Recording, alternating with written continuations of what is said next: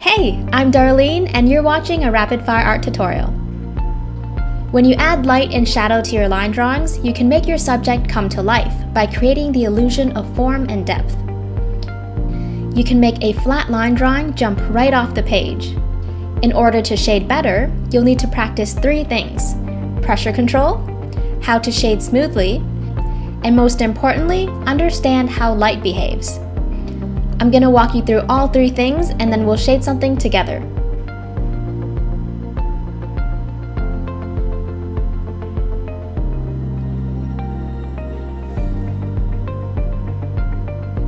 Pressure control. Realistic shading is done by creating a series of values ranging from light to dark.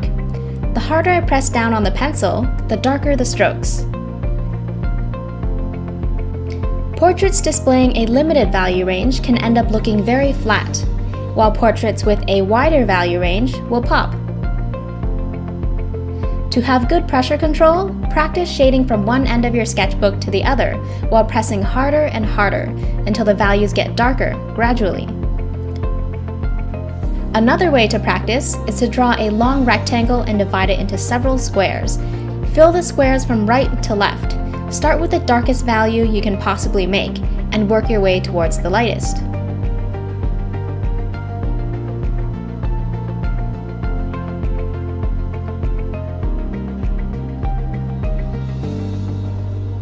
It's important to maintain a consistent pressure between each back and forth stroke, or each individual stroke. This will take some practice and concentration to develop the muscle memory for. If you're interested in the tools I use and want to learn more about the different pencil types, check out the link below. Some tools can make shading easier for you, but you absolutely do not need any special pencils to get started, because you can draw and shade realistically with pretty much anything that can make light to dark marks. Here, let me show you. I'm gonna draw using this random stick I found in my kitchen. Once it's burnt, I can use it just like a regular pencil. My point is that any old pencil will do.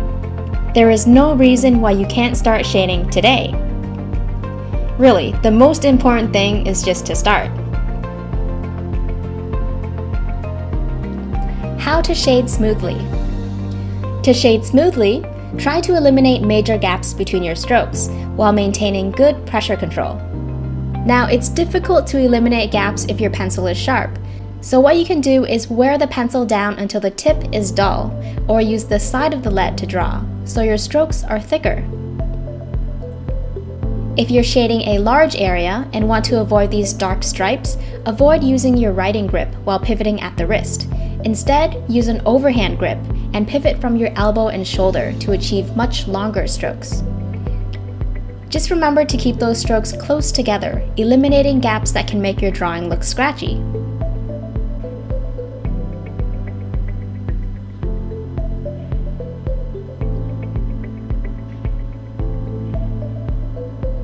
Understanding light.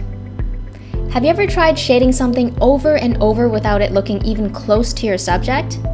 For most beginners, shading is probably a guessing game. That's totally what it was for me. Until I learned a few basics about light, things just started making more sense. Knowing where to correctly add light or shadow can make a really big difference in how realistic your artwork will come across. I'm going to use a sphere to point out the different elements of light, because the patterns are a lot easier to point out than a complex form, such as a nose, for example. Here we have a plain wooden ball with a light source coming down from the top left. We have 2 distinct sides: the light side, which is facing the light source, and the shadow side, which is turned away. At the edge of our shadow, we have something called a core shadow, which is a dark strip running along the boundary between the 2 sides.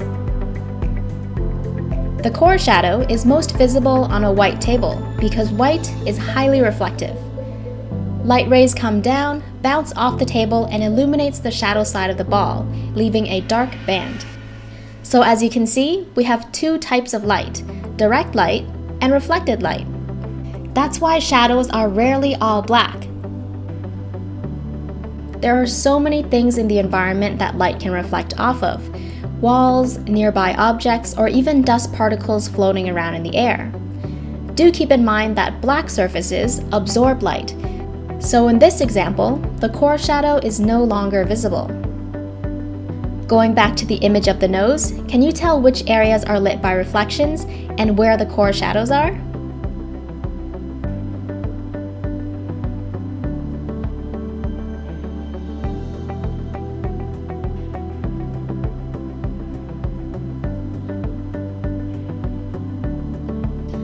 As mentioned earlier, light can reflect off of many things in the environment, but they have a difficult time bouncing their way into tight spaces, such as the area where the ball touches the table.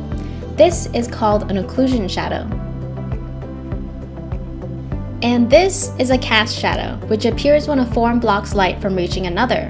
In this case, the ball is blocking light from reaching the table. The cast shadow can tell you where the light source is coming from. All you have to do is trace the edges against your object. How many cast shadows can you find on the nose?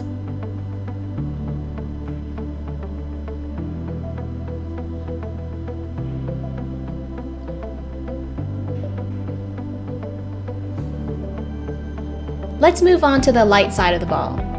On this side, there are only 3 things I need to point out. There's the core light, which is the area facing the light directly. Then there's the highlight, which is actually a reflection of the light source. This is the brightest point on an object. The edges can appear soft on matte surfaces, like this wooden ball, or hard on shiny surfaces, such as a plastic ball. And as unintuitive as it seems, the highlight can change position depending on where you're standing. The very last thing are midtones, or halftones. Midtones are the darkest values on this side of the ball, where the edges start curving away from the light source. These areas receive less and less light the more they angle away. Can you point out the core light, highlight, and midtones on the nose?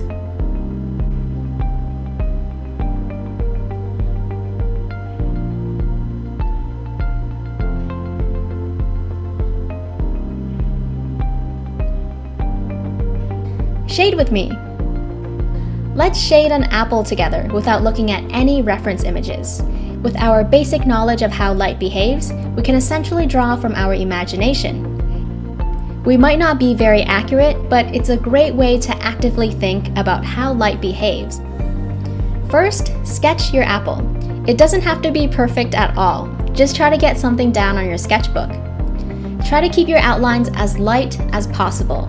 My sketch is extra dark so you guys can see it better.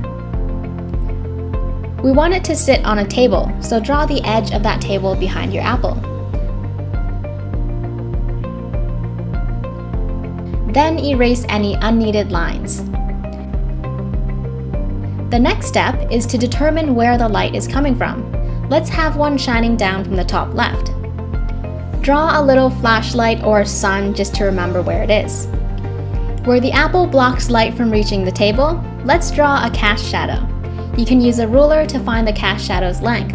Just align it to your light source and the edge of the apple.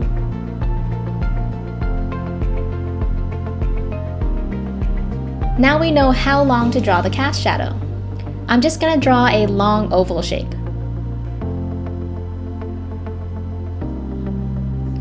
Where the dotted lines touch the apple, we have our boundary between the light and shadow side. Let's say the apple is sitting on a white table. How do you think the shadow side will look, taking reflected light into consideration? Draw a core shadow, making sure the thickest section is the darkest.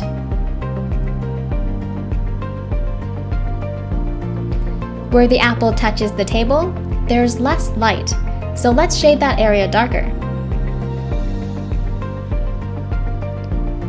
Now that I've taken care of those 2 areas, I'm going to fill in the rest of the shadow side by adding a flat layer of graphite that is lighter than the core shadow. Once you're done, soften the transition between each area to avoid that hard edge between light and dark values.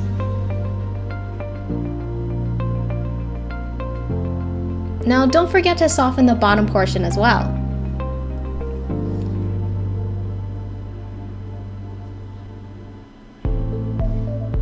If you're shading an object with a matte surface, an abrupt or immediate transition can indicate a sharp edge, while a gradual transition can indicate a round edge. Since cast shadows are darkest near the object they're being cast from, I'm going to shade the area directly under the apple darker than the far right.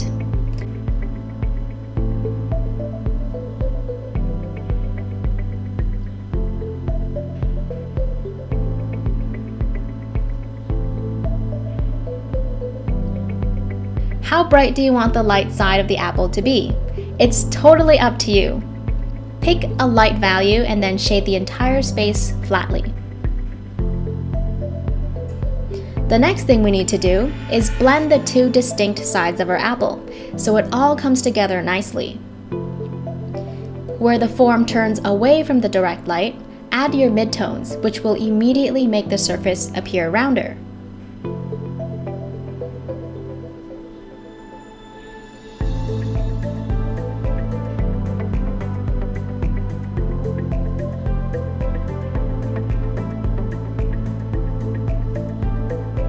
When you're done, use an eraser to indicate the highlight. If you want your drawing to pop out of the page, exaggerate some of those values to create depth. If your drawing consists of mostly a small range of light grays, try to get a bright highlight in there, and some darker values. Now, outlines can make a drawing look cartoony, so make sure they blend in with your shading, or erase them as you go along. Definitely try to make your initial sketches as light as possible so they don't show through in the end. If they're too dark to erase, you can shade a dark background until they disappear.